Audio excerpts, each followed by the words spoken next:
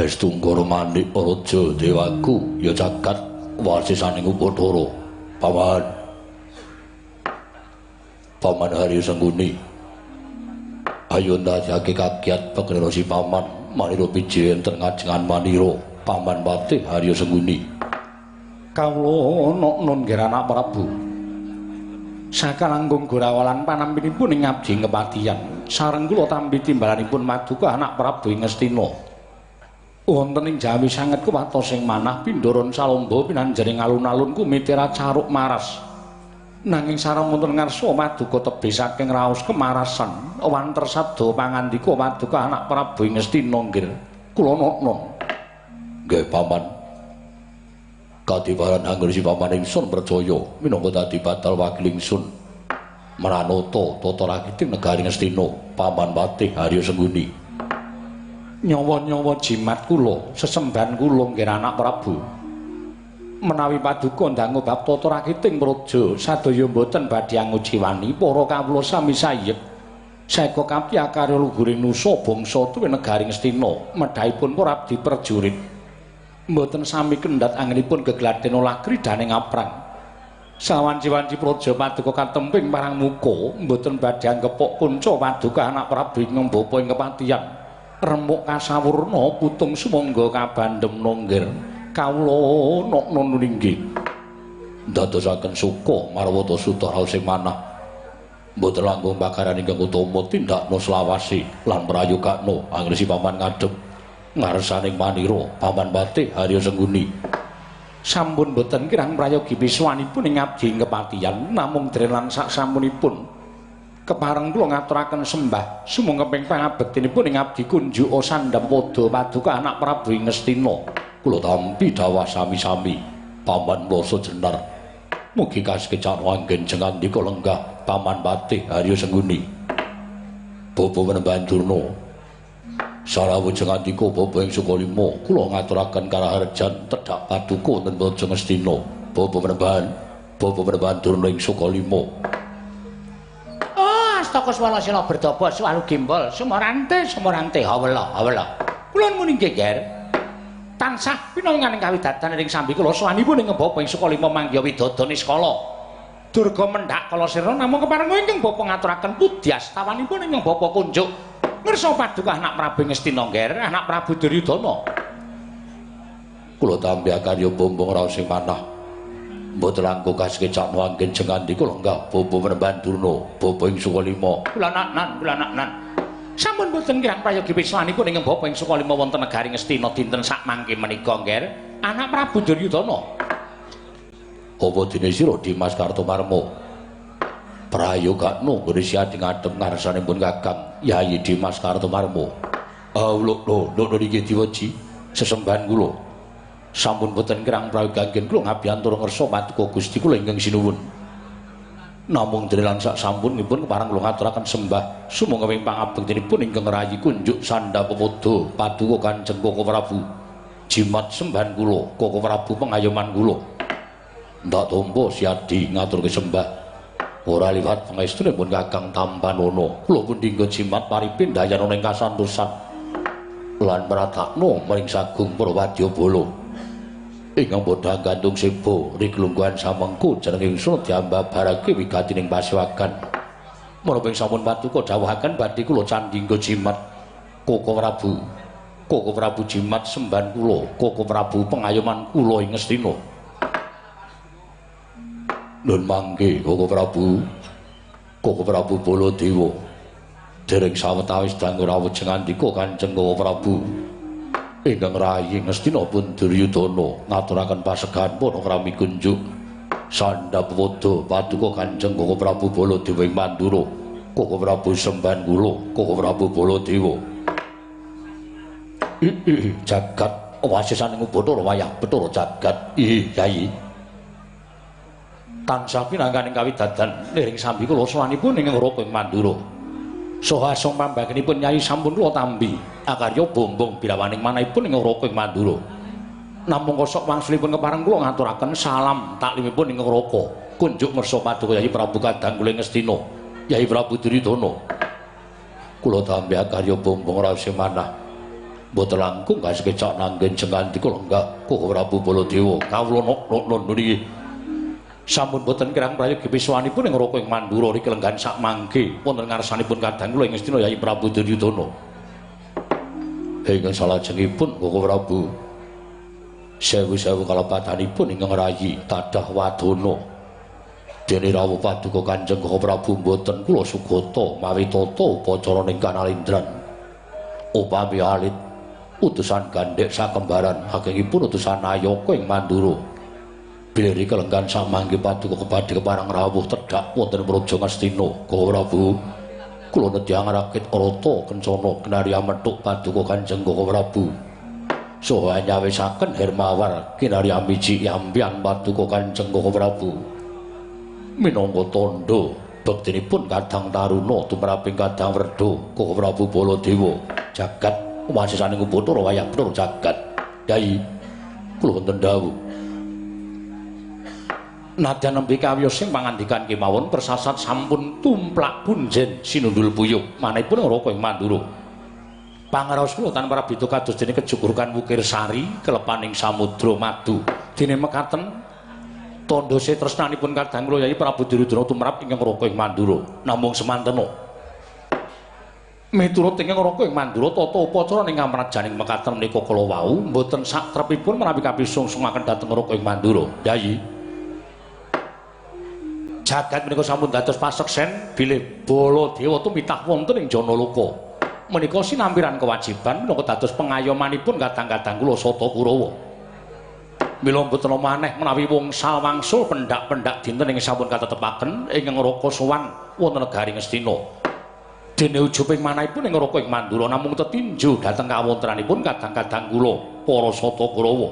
Ewa semanten Ari kelenggan sak mangke teka Yai Prabu ngawontenaken pasewakan ingkang beneh lan adat ingkang sampun kaselak nata ling raos daya-daya kula ngawuningani menapa to sababipun lan menapa to darunanipun dene paduka Yai Prabu ngawontenaken pepanggihan ingkang beneh lan adat ingkang sampun. Yai menawi kepareng kawedharing kathah wonten kababarna nanging mrawi wadi tumraping para kadang sentana kula kanthi manjing saklebeting kedaton pepanggihan catur netra kelawan ingkang Raka ing Mandura.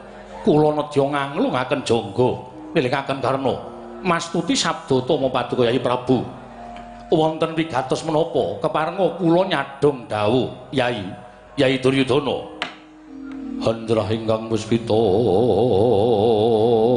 rum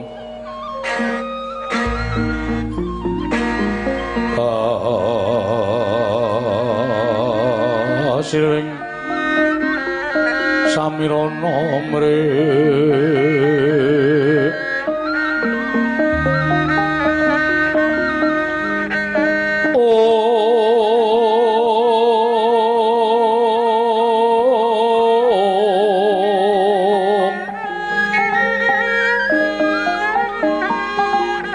sekar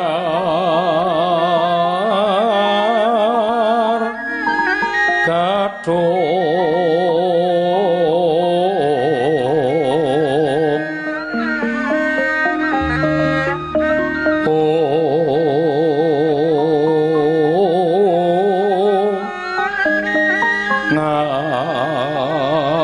ngas gandanya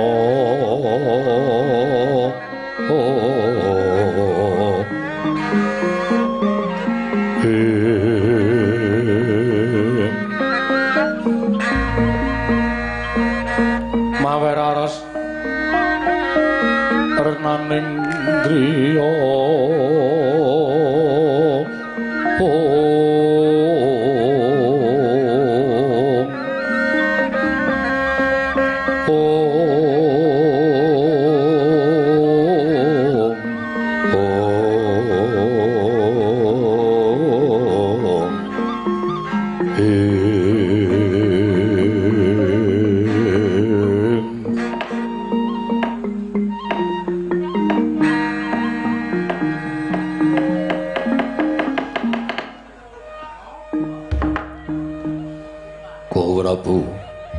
Koko Prabu Baladewa. Yai Prabu wonten dawuh. Sasampunipun wonten pangandikan paduka ing kados mekaten. Ingkang mesinipun kula dipun adhep dening sangganing para sepuh. Menika katingal bingah raos sing manah kula nanging sareng paduka Kanjeng Prabu paring dawuh, "Yayi, wonten wigatos menapa?" Dene jenengan Kyai Prabu Ngastina ngawontenaken pasiwakan ing beneh kelaradan ingkang sampun. Wonten madyaning pasiwakan menika kula boten badhe ngrembak perkawis negari. Kula boten badhe ngrembak perkawis Nayaka, Punggawa lan Sentana Ngastina. Namung badhe kula rembak madaning pahaman ageng datulya dinten samangke boten sanes kejawi namung kula wangsa kula piyambak, kula warga kula piyambak. Lho, Yai. Menapa wonten perkawis ngambet dhateng kawontenanipun kula warga? Menapa wonten perkawis ingkang ngembet dhateng kawontenanipun Nyai Ratu Banowati? Babar pisan boten. Lajeng menapa ing dados kersa paduka Kyai Prabu paring dawuh mekaten? Gusti Prabu. Sampun wonten setunggal candra hitang kelenggandingga dinten samangke menika. Kula menika nampi penangisipun putra paduka inggih menika Lesmana Mandra Kumara. Anak kula Lesmana Mandra Kumara gandrung-gandrung kayuyun kalan setunggiling wanita. Tumunten piyambakipun mutah dadi ngrayipun Ngastina pun Duryudana supados kula saged damel srana kasembadaning sedya Lesmana anggenipun badhe amengku satunggiling wanudya menika kala wau. Bingung bingleng raos sing manah kula jibeg paran marga ingkang kedah kula lampahi jernyatanipun Aden Lesmana menika anak putra Nalindra. Lesmana menika anak kula piyambakipun menika putra Nalindra. Nanging boten kasinungan kanugrahan kabejang sekedhik kemawon. Buktinipun sampun marambah makaping-kaping pendak-pendak Lesmana menika gandrung kaliyan setunggiling wanita tartemtu gagar wigar tanantuk karya wungsal wangsul marambah makaping-kaping. Nalika badhe anggayuh pergiwa ugi gagal, gayuh pergiwati ugi gagal, gayuh Prantawati Hatmaja Dwarawati ugi cabar boten angsal damel.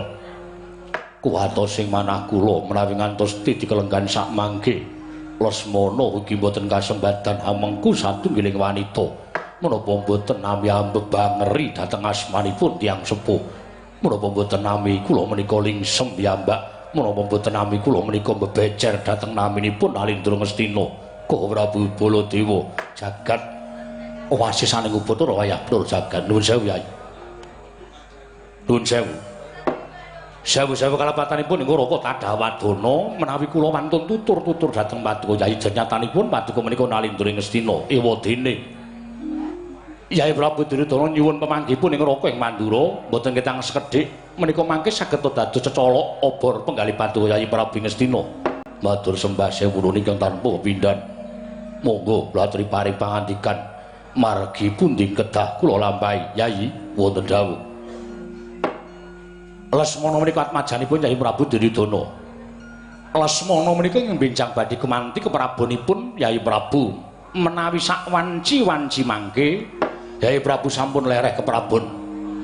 Tartemtu ingkang dados Nalindra boten purwa inggih namung ingkang putra Lesmana Mandra Kumara. Mongko sak mangke Lesmana kepengin sanget nambut silaning akrami amengku garwa satunggiling wanita. Dateng sinten malih Lesmana menika mangke badhe nyuwun pambiyantu kejawi namung dateng tiyang sepuh jernyatanipun paduka menika dados sudarmanipun Lesmana ana tetembungan anak polah bapa kepradah. Yai lelampahan ingkang sampun lampah sampun ngantos dipun wangsuli malih lelampahan ingkang sampun lampah menika dadya kaca benggala menika dadya panuntun ingkang kedah saged kinarya pamecut tumrapipun Lesmana supados sak mangke boten ngantos gagar wigar anggenipun badhe mengku garwa setunggiling wanita. Pambudidyan Lesmana supados sak mangke sampun ngantos gagar wigar menika menawi boten dipun dombani dhateng tiyang sepuh boten badhe kelampah. Mila tumraping Raka ing Mandura panyuwunipun Lesmana mekaten menika kala wau nama sampun limrah. Jer dhateng sinten malih Lesmana menika mangke badhe nangis kejawi namung dhateng sudarmanipun. Mila sampun ngantos Yai Prabu menika nguncati dhateng tetembungan anak polah bapa kepradah. Napa sing dijaluk anak wong tuwa wajib mituruti.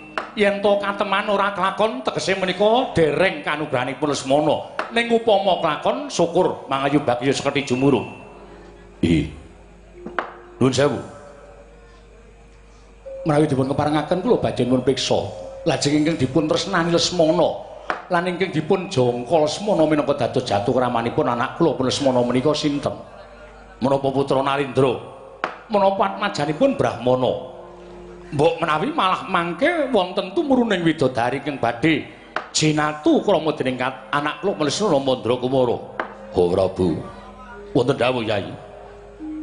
Menika ingkang dadosaken bingung raos ing panah kula. Ingkangipun gayuh Lesmana menika sanes atmajanipun Alindra. Lho. Sanes atmajanipun Alindra? Sanes atmajanipun Brahmana.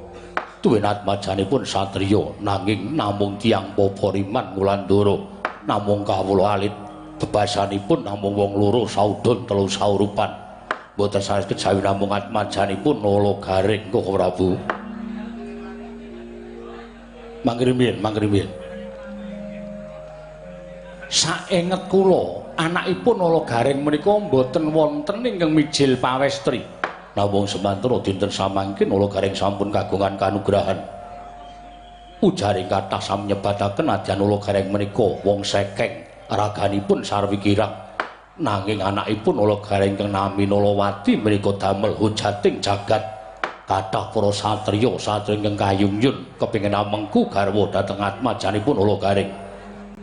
Nadyan kula piyambak dereng mangertos kados menapa kaslistyaning warni atmajanipun Nalagaring. Namung nyatanipun anak kula Lesmana Mandra Kumara gandrung kapirangu kapandhuk beda ring asmara.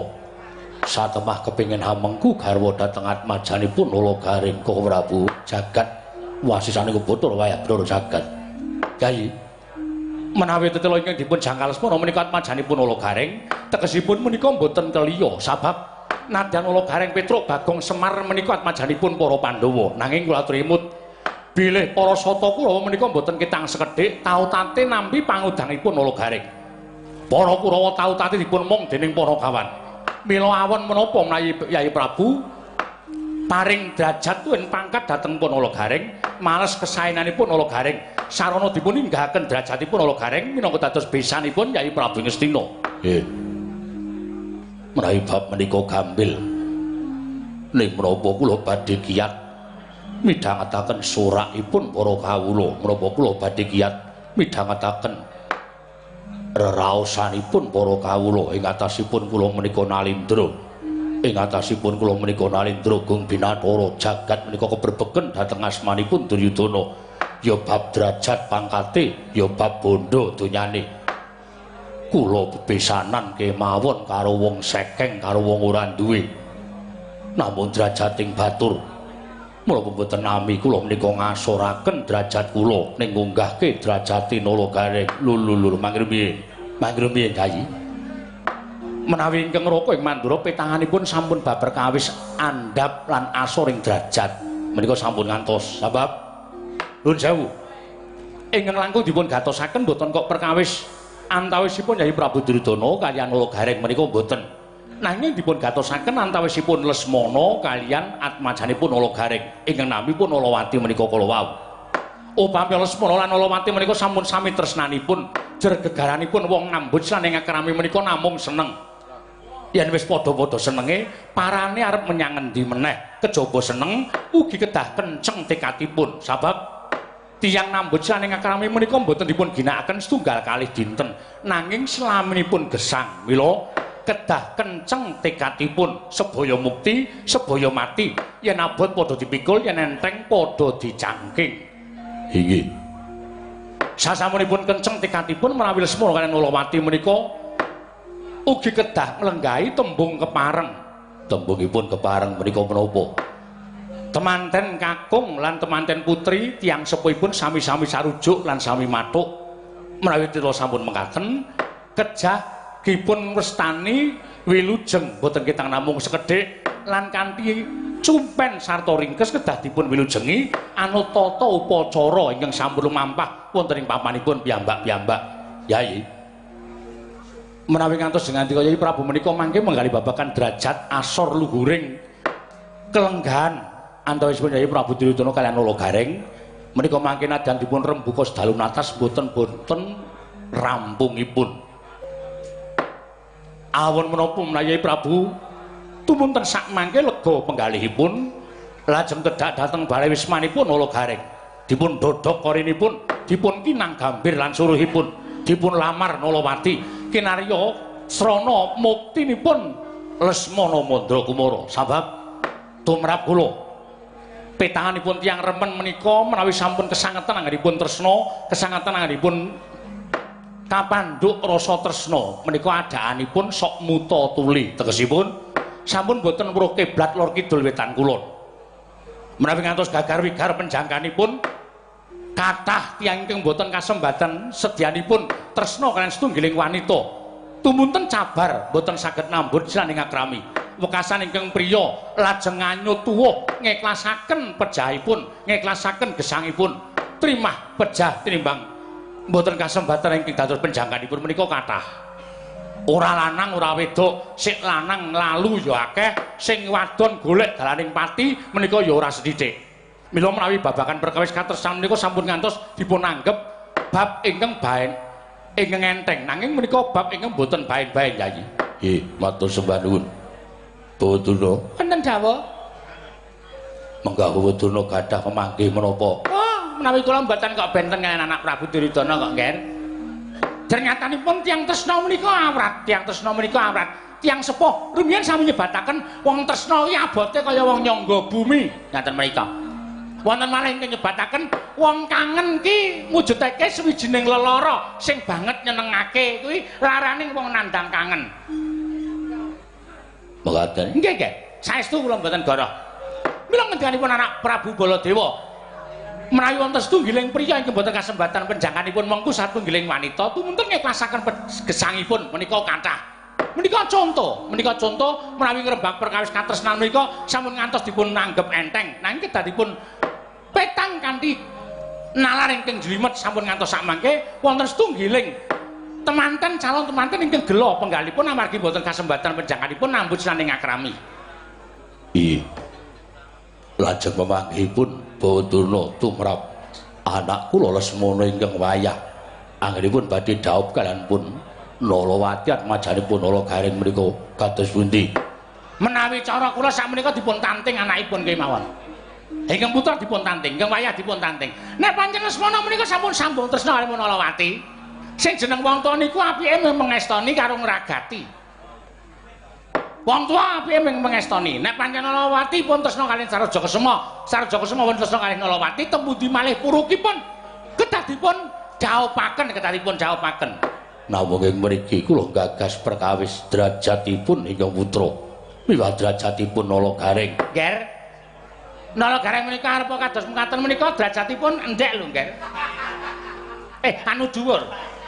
Nala Gareng menika nuwun sewu, menawi dipun tingali kanthi netra lair, Nala Gareng menika pancen namung derajate ngaceplik nanging nuwun sewu. Sing anak-anake Nala Gareng menika sinten? Menika Semar Badranaya.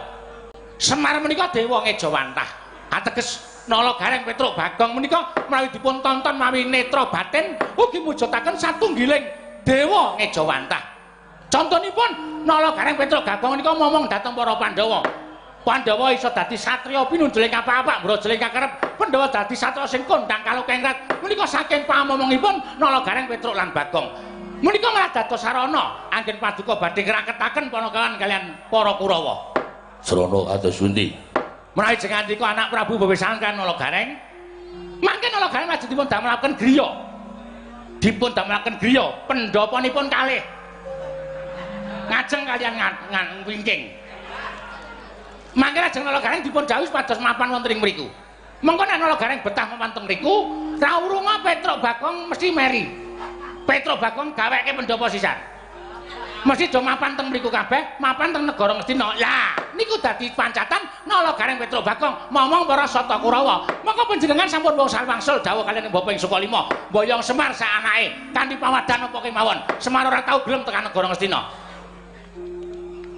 Nanging sepisan menika dengan anak Prabu nglulusaken menapa pamutaipun ingkang wayah pun Lesmana Mandra Kumara anak putu kula. Pun Lesmana Mandra Kumara dawuh kanipun anakipun Nala Gareng. Inggih menika pun Nalawati. Nala Gareng menika mapan wonten Negari Ngastina, terus adi-adine dibujuk mapan wonten negara Ngastina. Semar ki jenan, Semar di kanca. Apa kelakon Semar gara-gara dhewe? Ora duwe kanca terus melu teng negara Ngastina. Lah talah. Kurawa dimong para punakawan Semar Gareng Petruk Bagong. Oh, moncer. Nggih ta, Dipate? Nggih. Nggih ta, Dipate? Nggih. Leres ngendikanipun Kakang Penemban Durna. Ning nek tumrap kula kok kaya ora cocok. Lho, kok mesti gesek? Panjenengan kok iso duwe kaya ora cocok niku terus penemune pripun? Nuwun sewu lho. Nek saka pangerti kula, Nala Gareng niku wit biyen ora blereng karo Kamukten. Nala Gareng Petruk Bagong niku diwulang karo bapakne urip teng alam donya niku ora ngawula derajat pangkat, ora ngawula dhuwit. Upama Nala Gareng Petruk Bagong niku gelem sugih, niku wis biyen-biyen. Dadi napa sing mangrancang tirik-tirik niku wau tumrap kula kok mboten lajeng wonten kasembadane, tumrap kula Nala Gareng arepa digaweke pendhapa loro. Niku mboten ajeng kirut larut melu para Sata Kurawa. Mila sak mangke mboten sah nganggo tembung sing werna-werna. Nek pancen Lesmana ajeng didhawuhi kalih Nalawati, Nala Gareng ditembung entuk anake tok mawon sing digawa teng negara Ngastina, Nala Gareng ben kere teng papane dhewe mriku. Ora saperlu ngangkat derajate Nala Gareng. Ora saperlu ngangkat derajate Panakawan. Lho mangke riyen. Ora usah diangkat to kae. Nek Nala Gareng tekan negara Ngastina menika terus gedangkrang lungguh jejer kaliyan anak Prabu Duryudana nalika pawiwahan pinanganten. Niku wong sak negara Ngastina wis do weruh kabeh. Nek Nala Gareng niku besane anak Prabu Duryudana. Mula Nala Gareng arepa kere kae diajeni wong pirang-pirang. Sing ngajeni ya wis ben ngajeni. Ning tumrap kula Nala Gareng tetep batur. Menawi pamrayanipun ingkang bapa ing kepatihan ingin dipun pendet anakipun kemawon. Nala Gareng ora susah dimbuktekke, Nala Gareng ora susah diwenehi derajat pangkat, kajenge tetep gesang wonten ing papanipun wujudipun tiyang papa Riman Wulandara nggih. Pawaryo wonten dawuh. Nuwun sewu. Saniki kula tak takon karo sampeyan nek kira-kira Yai Prabu Duryudana nika mulyake Nala Gareng niku jane sampeyan kelong napane. Nek Yai Prabu Duryudana menika mulyake Nala Gareng kula tak takon karo sampeyan apa bondo Plasa Jenar kelong? Iya. Napa bandane Patih Sengkuni kelong? Nggih. Mboten. Mokal sampeyan ora ngerti ya? Yen to para Sata Kurawa mbiyen sadurunge disrawungke karo sampeyan, sing momong niku Nala Gareng Petruk Bagong. Sing momong niku Semar Nala Gareng Petruk Bagong. Ning sakwise dipasrahke karo sampeyan, wekasan Semar Gareng Petruk Bagong do momong para Sata Kurawa. Mergane apa? Mergane Kanjeng Paman Dastarastra percaya karo sampeyan, ora percaya karo Panakawan. Mongko Panakawan ngerti watake Patih Suman sing licik senengi lan lincipi jarang bapak, lincipi sing ati ngandaka. Mula banjur Kurawa ditinggal karo Semar Gareng Petruk Bagong. Saniki kula tak takon karo sampeyan. Momongan sampeyan napa wonten sing dadi? Kurawa sing dititipke sampeyan napa ana sing dadi kula tak takon. Ning sakniki Nala Gareng Petruk Bagong momong wong 5 Pandhawa dadi mustikaning para satriya, mantasaning para satriya. Kabeh sapa sing ora tresna karo Pandhawa kula tak takon. Nggih. Nggih pripun? Nyatanipun nggih mekaten kedadosanipun. Nek sampeyan ngunekke Nala Gareng ora usah dinaiki Kamukten. Niku kula iso nampa. Kula iso nampa. Sing ora menehi Kamukten karo Nala Gareng sampeyan mawon. Ning aja karo Yai Prabu Duryudana. Merga ora ketang sithik Yai Prabu Ngastina menika keputangan budi karo Panakawan. Mula ala apa yen to Yai Prabu Duryudana menika nyengkakake ngaluhur para Panakawan, salah sijine Panakawan disengkake ngaluhur, diparingi derajat pangkat, diparingi kadonyan. Kanthi ikhlas sira lahir batin ora duwe pamrih napa-napa niku apike kaya ngoten. Wong lemari iki ya saka Bondo Ngastina, lemare derajat pangkat Yai Prabu Duryudana niku Nalendra Ngastina, ora njaluk Plasa Jenar, ora utang Plasa Jenar. Kok sampeyan sajake ora lilo nek Nala Gareng entuk jadat karo pangkat. Mudyar kowe. Mula ta ora ketang sithik sing jeneng wong ala niku kudu wonten apike. Wong ala kok ala terus. Wong ala niku mesti duwe nalar, duwe budi alus sing becik. Saapik-apike wong isih ana alane, sak ala-alane wong niku ana apike. konjur karepe arep elek terus. Apa nala gareng dadi besan anak Prabu Duryudana iki kira-kira nyuda kaya ploso jenar napa pripun? Nggih mboten. Lah nek ora ya ngopo sampeyan iku mengi karo sapa iku jenenge? Gareng entuk derajat pangan iku terus maksud sampeyan apa? Mboten kok sampeyan melu nyengeni kula niku pripun ta?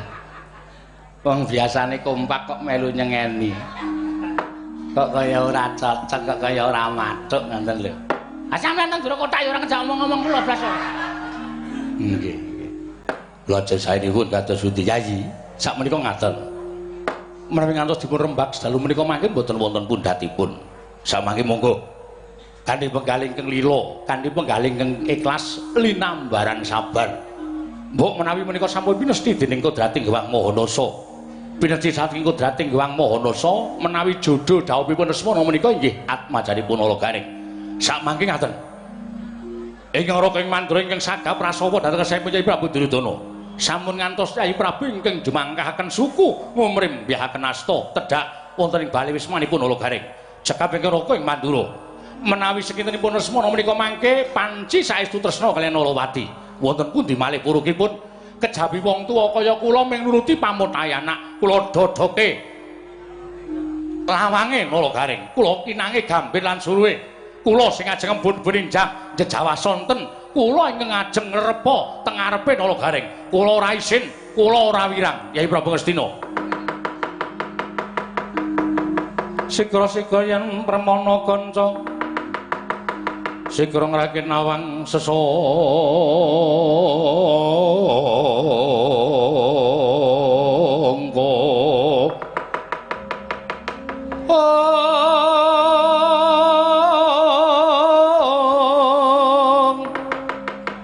Nalindra mbek marwa sing sang katriku mulung mangrempak ing wadya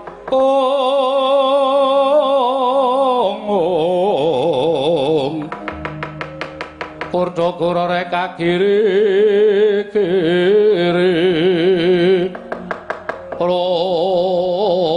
nanggana magawe gelar